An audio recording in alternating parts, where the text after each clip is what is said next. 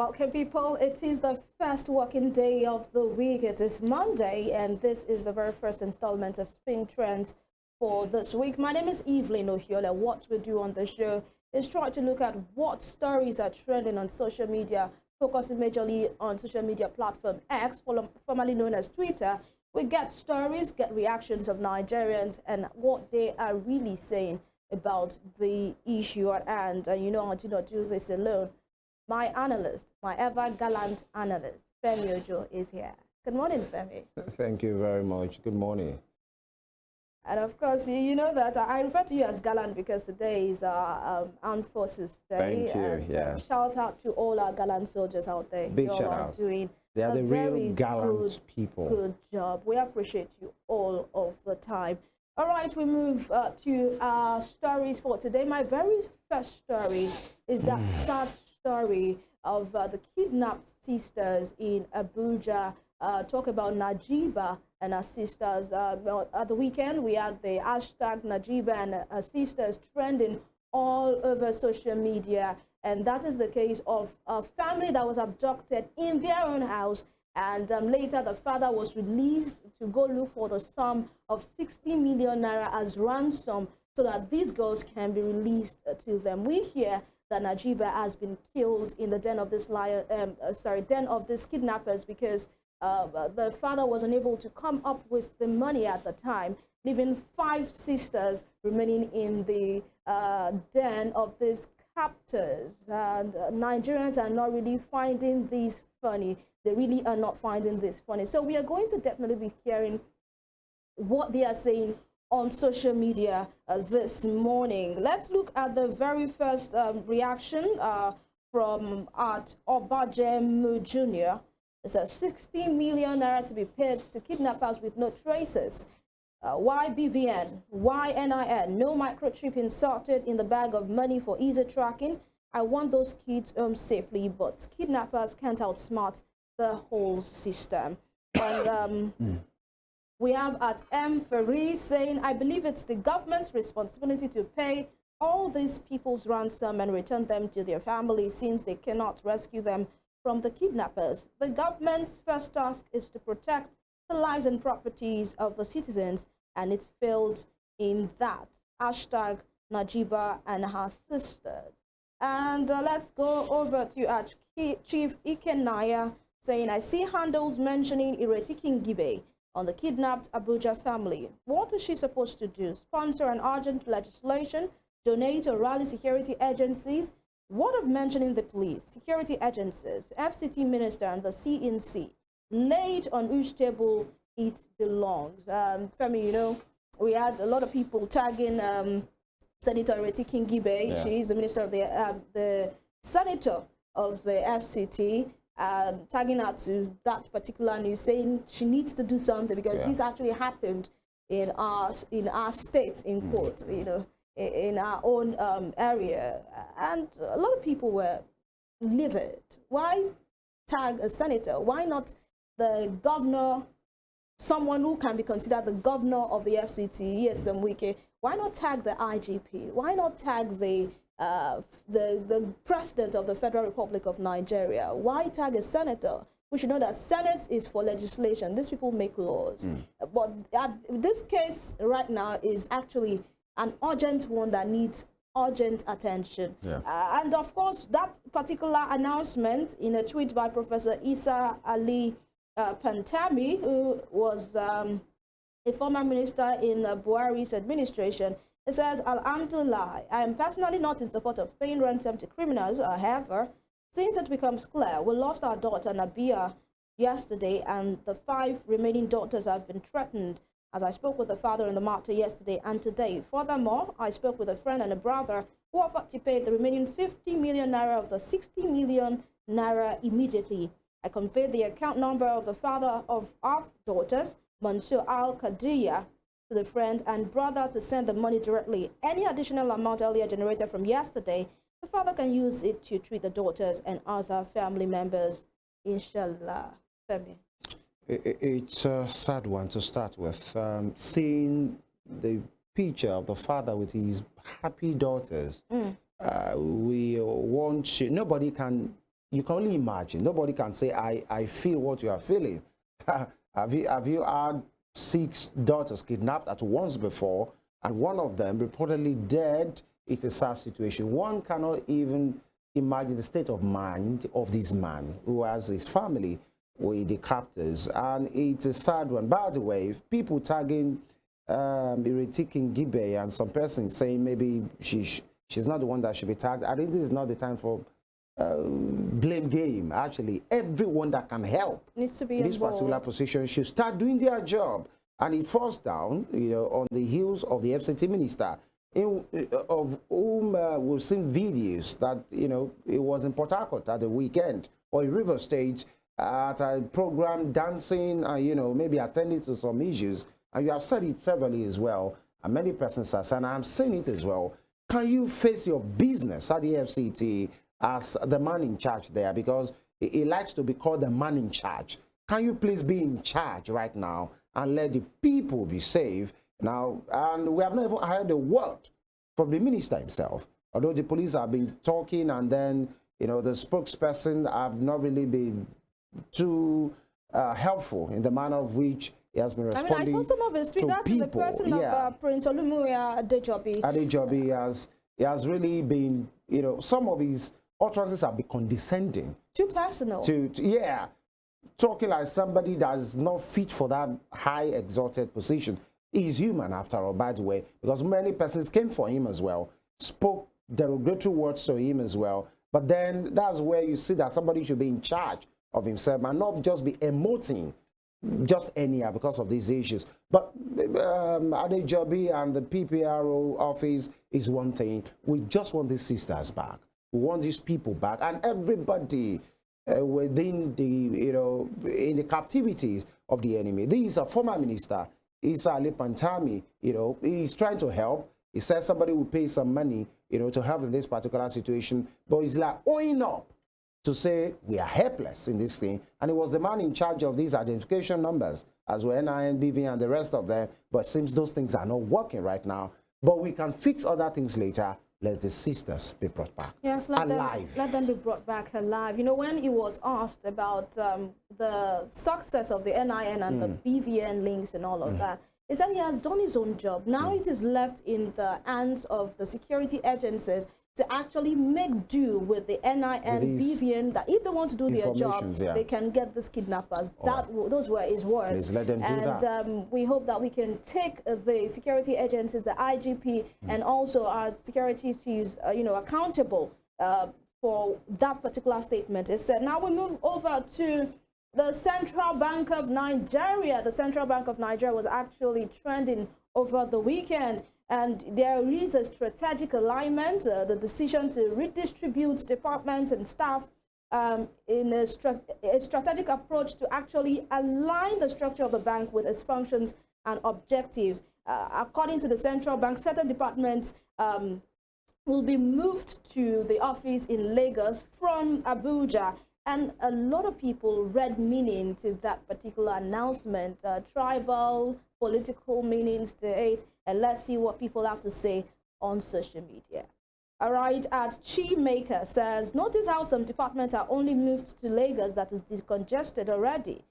What happened to Ibadan, Enugu, Yola? Why don't you decongest to less congested cities? But it is Lagos. Now go learn state capture and how deep it is with time. And as Comedy Clinic says, did you read the reason they are moving there to Lagos State? It was stated that most of the commercial banks have their HQ in Lagos, and it stated that this staff are always moving to Lagos to stay for 1 or 2 months for assignments. And Otter Solutions once says, if we really want the unity of this country, we must avoid difficult but necessary conversations. Nigerians are demanding to have these conversations, and many of our politicians and rulers feel exposed. When you talk and ask why not other states, people will attach unnecessary sentiments to issues of national interest. Lagos is already congested. Why not other states? We have 36 states in the country. Why not other states? This decision will end up directly causing unrest and chaos in the polity. Femi. Yeah, truly, I wonder why. If it's about the congestion of the head office to say, okay, transfer some guys and let them do the business of financial regulating, which the Apex Bank is known for, from Lagos. Okay, that's the direction of the CBN, by the way. But I wonder why, because many persons that are saying, okay, if it's about the congestion, why not Nasarawa, that's next to Abuja? Why not Kaduna? You know, but somebody said the head offices of these banks are in Lagos. Maybe that will make these guys that will be transferred to Lagos to monitor, you know, operations from Lagos as well. You know, it's not unexpected for people to put meaning. You know, Ashiwaji is from Lagos, and many persons are not comfortable with the fact that with the kind of status, the kind of politics that he is known for before, to say is the man that wants to be in charge.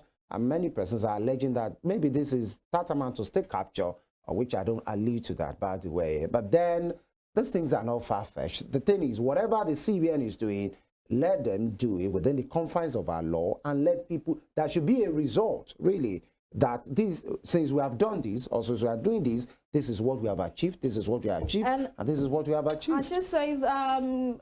Magalu, actually, Professor Magalu actually said that, you know, he was also in the CBN. Deputy Governor of the CBN at the time.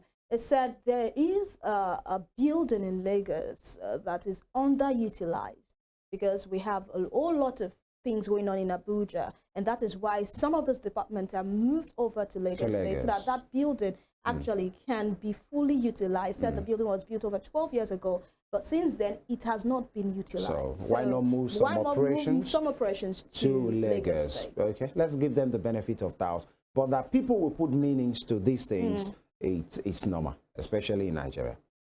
All right, so we move to our next story, and this next story is on the rot that happens in the civil service. Recently, we have been seeing the work going on in the Interior Ministry, especially immigration sector, where we have the digitalization of the passport processing and all. And, you know, someone came on social media to speak on how dissatisfied civil servants are with this particular development, which is actually a good one for the ordinary citizens. But this civil servants seem not to be in good terms with their Oga, who is the person of Mr. Olubunmi Ojo, the Minister of Interior.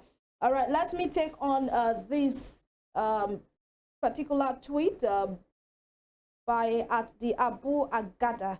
It says, go to any passport office and mention the name of the Interior Minister. Civil servants hate him with passion.